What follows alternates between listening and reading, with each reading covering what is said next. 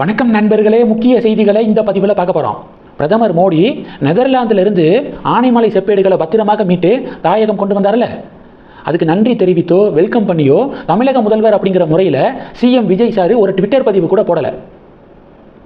எதுக்கு எடுத்தாலும் தமிழ் தமிழ் அப்படின்னு திமுக கொந்தளிப்பாங்கல்ல, அந்த திமுகவும் ஒரு பதிவு கூட காணோம். திமுக கிட்ட இருந்தோம் ஒரு பதிவு போட்டால் நன்றி தெரிவித்தா பிஜேபிக்கு நல்ல பேர் கிடச்சிடும், மோடிக்கு நல்ல பேர் கிடச்சிடும் அப்படிங்கிறதுக்காக சிஎம் விஜய் சாரும் சைலண்டாக இருக்காரு, டிஎம்கேவும் சைலண்டாக இருக்காங்க. இன்னொரு செய்தி, மத்திய அரசு பணியாளர் தேர்வாணையம் நடத்தும் தேர்வுகளில் மாநில மொழி திறனை கட்டாயமாக்கிய மத்திய அரசு அப்படின்னு ஒரு நியூஸ் வந்திருக்கு. திமுக டிவிகே எதுக்கு எடுத்தாலும் என்ன சொல்லுவாங்க, மாநில மொழிகளை நசுக்க பார்க்குது பாஜக, ஹிந்தியை மட்டும்தான் ப்ரொமோட் பண்ண பார்க்குது அப்படின்னு சொல்லுவாங்கள்ல. ஆனால் இப்போது மத்திய அரசு பணியாளர் தேர்வாணையம் என்ன முடிவு எடுத்திருக்காங்க, டிஎன்பிஎஸ்சி குரூப் எக்ஸாமினேஷன் நடத்துகிறாங்களே, அதில் மொழி பாடம்னு ஒரு பேப்பர் இருக்கும், அதில் பாஸ் ஆனால் மட்டும்தான் மெயின் எக்ஸாமினேஷன் பேப்பரையே திருத்துவாங்க. மொழி பாடத்தில் ஃபெயிலியர் ஆகிட்டா மெயின் எக்ஸாமினேஷன் பேப்பரை கூட திருத்த மாட்டாங்க. அது மாதிரியான ஒரு சிஸ்டத்தை சென்ட்ரல் கவர்மெண்ட் கொண்டு வர முடிவெடுத்திருக்காங்க. இப்போது எஸ்எஸ்சி எக்ஸாமினேஷன் நடக்குதுன்னு வச்சுக்குவோம், எல்லா மாநிலங்கள்லேருந்தும் எஸ்எஸ்சி எக்ஸாமினேஷனை எழுதுவாங்க. எக்ஸாமுக்கு அப்ளை பண்ண போகும்போது எந்த மாநிலத்தை சேர்ந்தவங்க அப்படிங்கிறது நம்ம கொடுப்போம்ல, அதன் அடிப்படையில் தேர்வு அப்போ வினாத்தாளில் எந்த மாநிலத்தை சேர்ந்தவங்களோ அவங்களுடைய மாநில மொழி திறனை பரிசோதிக்க கேள்விகள் கேட்கப்படுமா. அவங்களுடைய ரீஜனல் லாங்குவேஜில் தாய்மொழியில் ஸ்ட்ராங்காக இருக்காங்களா அப்படின்னு சொல்லிட்டு பரிசோதிக்கப்படுமா. தாய்மொழியில் ஸ்ட்ராங்காக இல்லை அப்படின்னா, மாநில மொழித்திறன் ஸ்ட்ராங்காக இல்லை அப்படின்னா அந்த பேப்பரையை மற்ற கொஸ்டின்ஸையே எவாலுவேட் பண்ண மாட்டாங்களாம். இது எவ்வளவு பெரிய விஷயம்.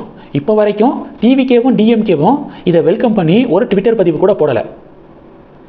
அப்போது டிவிகே ஈக்குவல் டு டிஎம்கே அப்படின்னு பாஜக பதிவுகள் போடுறாங்க. அடுத்து இன்னொரு விஷயம், செந்தில் பாலாஜியை விசாரிக்க அனுமதி கேட்டு இடி தமிழக அரசாங்கத்திற்கு கடிதம் எழுதியிருந்தாங்க. ஒரு வாரம் ஆயிடுச்சு, இப்போ வரைக்கும் தமிழக அரசாங்கம் அனுமதி கொடுக்கல. செந்தில் பாலாஜி திமுகவை சேர்ந்தவர்.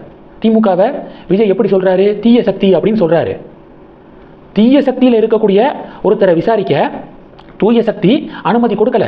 அப்போது தூய சக்தியும் தீய சக்தி தானே அப்படின்னு பாஜக ரைமிங்கோட பதிலடி கொடுக்கறத பார்க்குறோம். இப்போது அனிதா ராதாகிருஷ்ணன் இருக்கார்ல, அவரும் திமுகவுடைய முன்னாள் அமைச்சர். அவரை விசாரிக்கவும் இடி கடந்த 20ஆம் தேதி தமிழக அரசாங்கத்துக்கிட்ட அனுமதி கேட்டு கடிதம் எழுதியிருக்காங்க. சட்டவிரோத பண பரிமாற்ற தடை சட்டத்தின் கீழே விசாரிக்க அனுமதி கேட்டு கடிதம் எழுதியிருக்காங்க.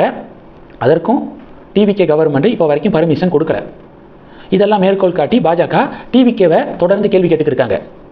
அடுத்து ஒரு புகைப்படம், பாஜகவுடைய தேசிய தலைவர் நிதின் நபீனோட தமிழக பாஜக மாநில தலைவர் நயினார் நாகேந்திரன் இருக்கக்கூடிய புகைப்படம். நான் சொன்னேன்ல, டெல்லிக்கு போயிருக்காரு நயினார்.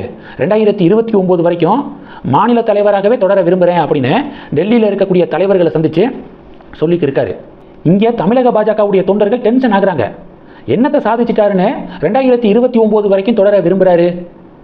12%லேருந்து 3%க்கு கீழே கட்சியை கொண்டு வந்தது பத்தாதா, முட்டைக்கு கொண்டு வரணுமா அப்படின்னு சொல்லிட்டு பாஜக காரங்கெல்லாம் கொந்தளிக்கிறாங்க. அண்ணாமலை அண்ணன் அமெரிக்காவிலேருந்து நாடு திரும்பிட்டார்ல, பிறகு எதுக்காக அமைதியாக இருக்காரு, வெளியில் அவ்வளோவா பார்க்க முடியலையே 2 நாளா. செய்தியாளர் சந்திப்பு வந்தோடனே கொடுப்பாரு அப்படின்னு எதிர்பார்த்தோம், ப்ரெஸ் மீட்டும் கொடுக்கலையே அப்படின்னு ஆதங்கத்தை வெளிப்படுத்துகிறாங்க பலர்.